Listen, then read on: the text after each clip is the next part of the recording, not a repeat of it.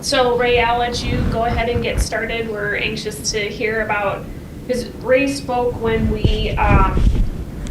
she first started, which would have been a little over 2 years ago. Yeah, it was spring of 2022 when I last spoke. And at that time, she had you really thought about starting your own business? I had thought about it, but I wasn't very far into the process at all. I really had just done a little bit of freelancing here and there, so I hadn't actually started anything. Yeah. So she'll talk about that and then talk about her next steps as she moves overseas. Yeah. So during my time here in the Focus Suites, I have been lucky enough to start my own business, and I run World Citizen, and we do English copy editing for international organizations. So primarily I work with the United Nations Development Program, and I work with their Business and Human Rights Division in Asia to copy edit and prepare reports for publication.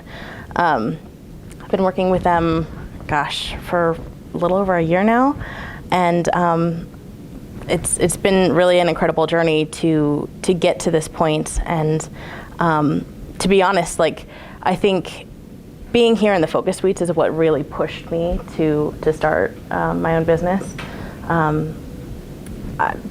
Before, as a student, I did copy editing for just freelance, kind of to help other students and things like that. But it wasn't anything super concrete. And so, talking a little bit about how I got started. I feel like I was entrepreneurial from an early age. So when I was a kid, I had a card making little business going. I only ever made cards for family and friends, so I never made it any big thing. But that was really where it all started. I always knew I wanted to get out and do something creative and do something where I could help other people. And so that really kind of morphed into doing freelance editing in college. And college was a little bit weird too, because I didn't just do editing. I also did crafts, and I sold crafts freelance. And so really the entrepreneurial spirit was always there. But it wasn't until I reached the Focus Suites that I really put down roots and let it grow. And so I decided to start World Citizen. And so really how this came about was through, I'm trying to think of how to say this. The name World Citizen came from a discussion I had with a friend of mine, and we were discussing, when you get to travel, when you get to live overseas, you become something more than just what your passport says. You get to become, a world citizen, a global citizen. And so that's really where the name stemmed from. I wanted it to be something that encapsulated, being able to travel overseas and really connect with people.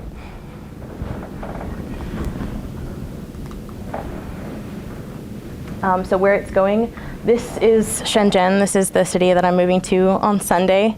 I can't believe that it's already here. I remember telling you about this in the spring and thinking, we've got time. And then suddenly we don't have time. Suddenly it's done. So as I'm preparing to move overseas, primarily I'll be teaching. I'm going to be working in a kindergarten, and that's going to be my full-time job. But I'm going to continue to work on building World Citizen. I'm going to take that with me, and hopefully it'll help me find new clients to work with, and to really build it up and keep going. So when taking my business overseas, I really want to expand the to new services and products that I can serve, that I can do. I don't want to just, what am I trying to say? I want to expand beyond copy editing. I want to help people travel overseas more and really help people, really help connect the world through a shared language, through shared resources, and through shared knowledge. And I think that that can look a lot of different ways. I would love to teach more classes. As a SEC employee, I've been really lucky. I've been able to teach some traveling classes. So this spring I taught traveling on a budget, and then this summer I also taught safety tips for the solo female traveler. So I've been able to kind of help people learn more about traveling and inspire them to travel a little bit more. And I would love to continue doing that when I'm overseas as well.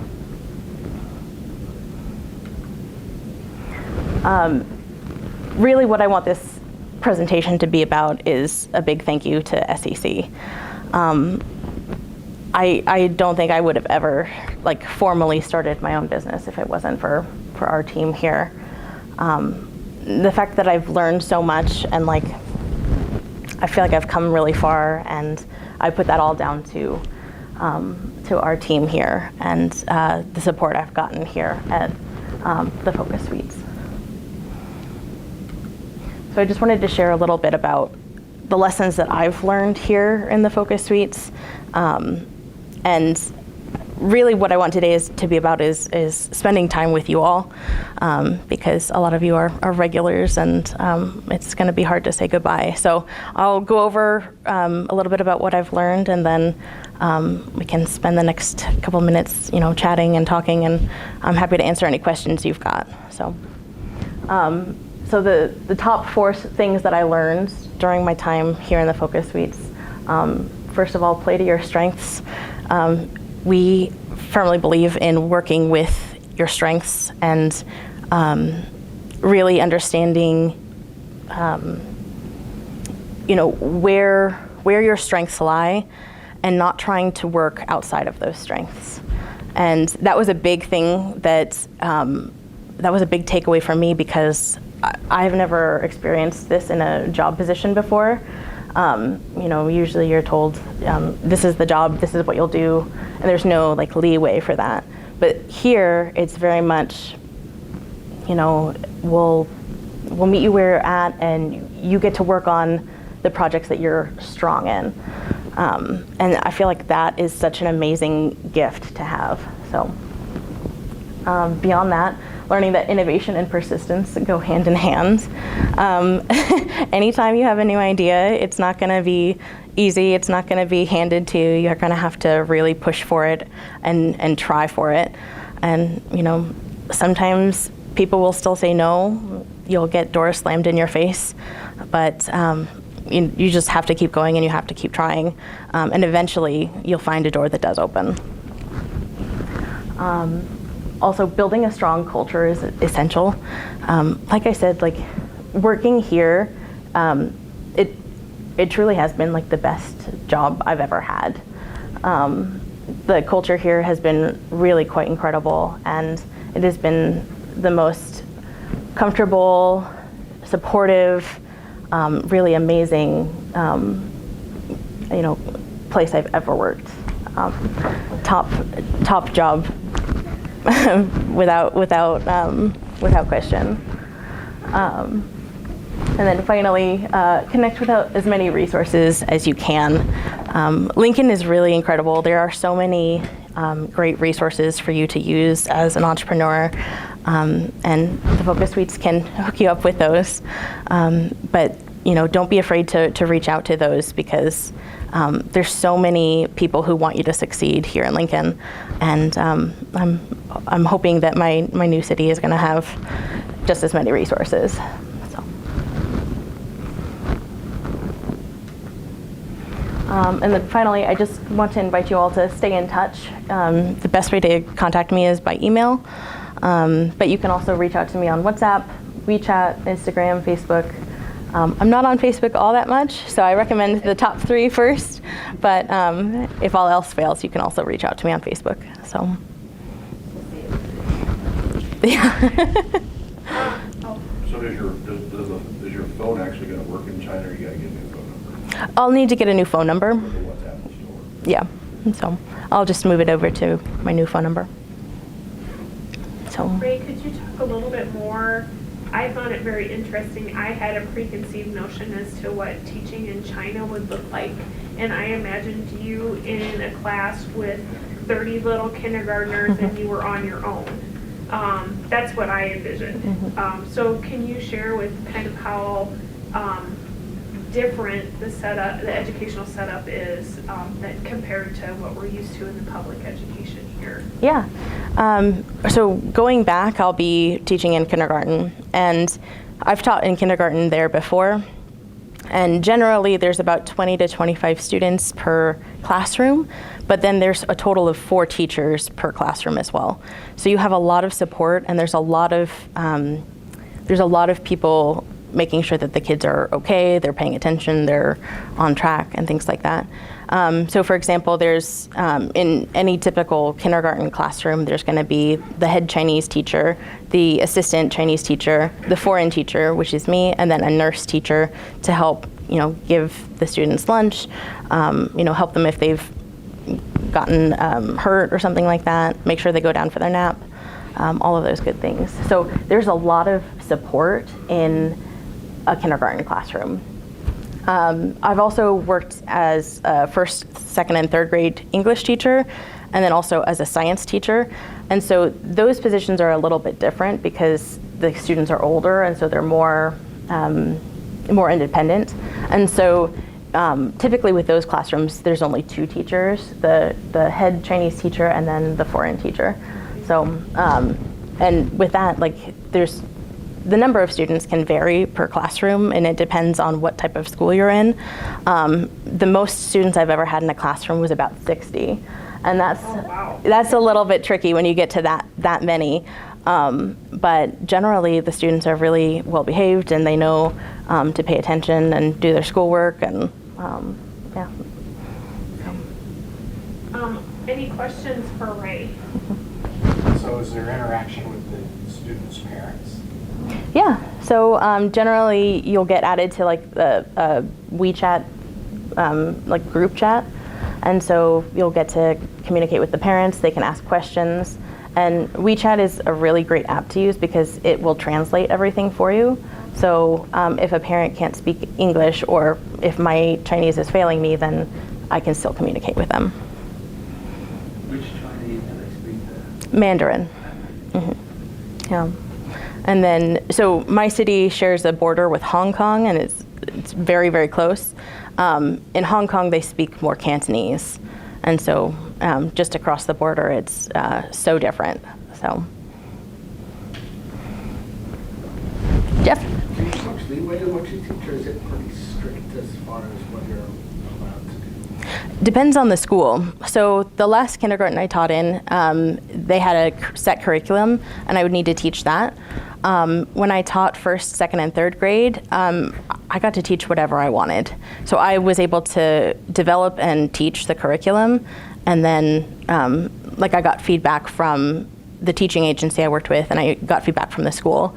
But I was able to create the curriculum that I wanted. So. Yeah, Ray, this is really, a big step, a huge risk, headed to China. Wow. But congrats for your courage. Yeah. Thanks. You're showing no fear and things like that. But entrepreneuring, is that the door to find happiness? I know a lot of these ladies, with the children, being ornery, the dog, needing surgery, the cancer, she's got to pay her mortgage back, and the car just broke. So finding happiness is tough. Is entrepreneuring a good way to do that? I know it's not easy. I think it is a good way, yeah. I think it can be scary because there's a lot of risks involved in being an entrepreneur, and you have to take the leap, and eventually you may leave your full-time job and become, an entrepreneur and let that be your full-time work. And that can be really scary, but I think there's a lot of freedom involved in it, and I think that is really amazing. So I think that's a great way to find happiness and at least have a shot at it. Jody? So you're hoping to move back up to the first through third grade grader, you're really happy? Well, first of all, you got your door. You're put in the door, so are you hoping to be able to move up into the classes or just? I actually really enjoyed teaching in kindergarten. The kids are really sweet, and I like having like the smaller kids and also the smaller class size. I think that's really great, and I loved it the last time I taught there. So teaching science was really fun. That was 5th and 6th grade because we got to like make catapults and things like that. But with kindergarten, I think there's a lot more like flexibility, and you get to do more fun projects with them. So I really enjoy teaching kindergarten, and I mean, my first year back is going to be just teaching and continuing to set up World Citizen, but I don't really know what the plan is after that. If I enjoy it as much as I did the last time I was there, I'll stay there, and I'll extend my contract with my teaching agency. But down the line, I would love to get to the point where World Citizen is like self-sufficient, and it's that's my one job. So if that is your one job, would you move back to the States, or where would you stay? Or have you thought that far out? I would love to just kind of travel all over and spend a little bit of time here, a little bit of time there. I could see me having more time here in the States to visit family, but really I would just love to travel all over the place all the time. I Yeah. have 2 questions. So, 1, is there a huge demand for foreign teachers? And 2, if this is your passion, could you monetize teaching other people how to do what you're doing? Good question. So, the last time I went to China, it was 2018, and at that point there was a huge demand for foreign teachers, and now I think it's slowing a little bit, and I think it's changing, and the type of teachers that they're looking for is a little bit different, and so I think they're looking for teachers who specialize in something specific, and so because I'm an entrepreneur and I have such a wide background, it is a little bit interesting going back this time around. So the answer to that question is I don't really know. I think it is a little bit different this time around. And then as far as monetizing, sorry, can you repeat that second part? Yeah, so if this is something that you're passionate about and you have the experience, if somebody else wanted to experience what you're experiencing and said, well, maybe I do want to live overseas, or maybe I do want to see the world, how can I foot that bill? And you're saying one of the ways to do that is to be a foreign teacher, could you monetize teaching other people to follow in your footsteps? Yeah. And actually, there's a podcaster that I follow who has done that. She teaches people to move abroad, not just for foreign teachers, but for any type of work. So doing something like that down the road, I think would be amazing. And I think it would fit really well under the umbrella of World Citizen. So yeah, hopefully one day. Yeah, it could be copywriting, it could be editing, it could be teaching, it could be any. Exactly, yeah. And I think there's a lot of different directions that I could go, and I'm really excited to kind of pursue those different options. So, Phil, did you have a question? Well, I'm, as a parent, and I know there's a lot of parents and former parents of children that have been in the school system. When you have four teachers in one classroom, even if there is 60 kids, that's still 1 to 15. And we struggle here locally and around the country trying to get 1 to 30. So what are they doing differently there that might be something that can be modeled here? I mean, you're talking about being an entrepreneur, and you know, is that something that can be, that somebody like you could take, learn what's going on there, and then bring it back here as a model, or is it just a funding issue? Yeah, gosh, that's a awesome question. I think there's a lot of different layers to it. I think some of it is like a funding issue. Over there, they really they really cherish children and like they want to invest in their children, and so they spend a lot of time and effort, you know, giving their kids a good life. And so that includes, you know, having multiple teachers in one classroom so that they can help. And I don't know, I think here we need to, you know, invest more in our kids and invest more in our teachers, because, you know, when you're putting a huge workload on a teacher and they can't, you know, individualize their lessons or, you know, really pay attention to each child individually, I think that's a bit of a disservice to them. So could it be, I don't want to generalize public school education in general, but is it more that they're putting a priority on the kids? And I don't want to say that we don't, but sometimes, you know, when you bring up property taxes and stuff like that, it becomes, now public education has become a burden and not necessarily a priority. Yeah. So does it kind of that mentality shift maybe as well? Yeah, I think that's a good way of looking at it. Making it a priority instead of, gosh, I have to do this, or, you know, like it's a privilege to be able to take care of our kids, and it's a privilege to be able to ensure that the next generation is well educated and brought up well and, you know, set up for success, you know. So some of the traditional questions that we ask Ray, I'm going to ask you. So what gets you perked up when you start your day? Oh, And I know gosh. it'll look different once you move overseas, but like right now, what are some things that get you perked up? Yeah. Well, first off, my family keeps me perked up. There's always stuff to do, and, you know, I will really miss them when I leave, and so that's going to be really hard. But I also really just enjoy meeting new people, and I don't know, I think people are really fascinating, so meeting new people is definitely going to be fun. And we've met a lot of new people here too. Yeah. During your time. Oh, yeah. I mean, that's one of my favorite things about this job, is that you meet so many different types of people, and you never know who's going to walk through the door, or what business they're going to have, or what idea they want to pursue. And so that's, yeah, exactly, same sort of thing.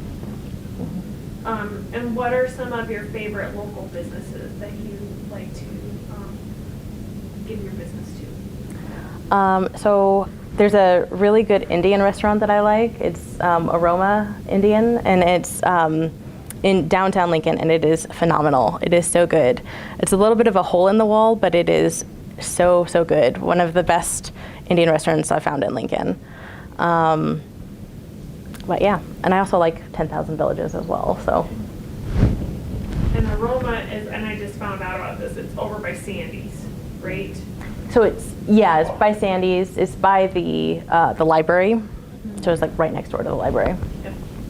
Which that restaurant, if you've been downtown, has been numerous things. I think the last time I went there, it was a sushi restaurant. So yeah. It's been a lot of different things. Yeah. So, any other questions for Ray? What? Yeah. Cupcakes, what cupcakes? Oh yeah. So good question. He was here when I brought them in, and so he's like, "Yes, please help yourselves." I brought pineapple upside down cupcakes. They're in the kitchenette. We have some coffee made, so please help yourselves. And I would love to stick around and chat with you all. So, yeah. Well, if there's no other questions, I feel like I have to do this, and I will get through this. I hope I can speak for Brooke. So for a long time, it was just Brooke here, right? And then you came and were part of our team. And then I came along. And you, and I've said this many times, you have truly been the glue that has kept everything together. But I don't want to limit your impact that you've had on us by just saying you're the glue because you've added so much more. Oh. I, as the director, greatly appreciate everything that you've done, all of your contributions that you've made to the success of our team. You will be greatly missed, not only by us, but by other people. So thank you for agreeing to take this position and take this crazy journey that we've been on, because I can honestly say I don't know that everybody would be able to like handle us. Like, we can be a lot to handle it sometimes, but you have been that grounding force that I greatly appreciate. So thank you for your service. Thank you. Thanks. Well, I kind of kept it together. On a lighter note, I want everybody to know what you're packing to move to China, because I'm very impressed by this. Well, Take it on the airplane. I've got 2 checked bags and then 1 carry-on suitcase and 1 backpack. So Okay. it's I take that like on a long weekend. Yeah, I went to China for 9 days. I had 1 less bag. yeah. Oh my gosh. Yeah. Just real quick comment. I'm a little upset because we're not gonna have our talks Aw. that you're forced into, by the way. I enjoy them so. I just, sometimes they're 10 minutes and sometimes they're an hour. But I'll come out and I'll be the sounding board, so to speak. I'll just go sit in that chair across from the desk, from her desk, and just start rambling, I guess. And sometimes you're just nodding your head. But it's being able to get those thoughts out and then properly process what I'm thinking. And I'm gonna miss our one-sided conversation. Aw. I'll sit and listen to it. Yeah. Shannon will be there. I can nod for Yeah. Okay. The desk won't be empty for too long, so. And I appreciate you don't roll your eyes when we do those conversations. That's a good point. Oh, yeah. Shannon's Oh. gonna have a gong out. Yeah.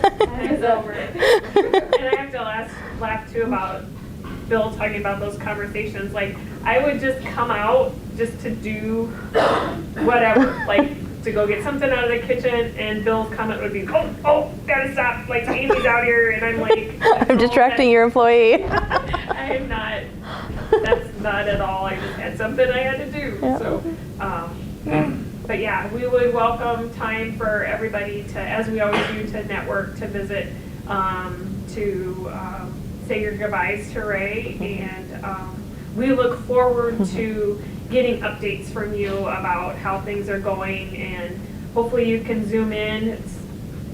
We know that that's going to be like in the middle of the night, but if that opportunity ever arises, we would love to have you join us. So Yeah, absolutely. Thank you again.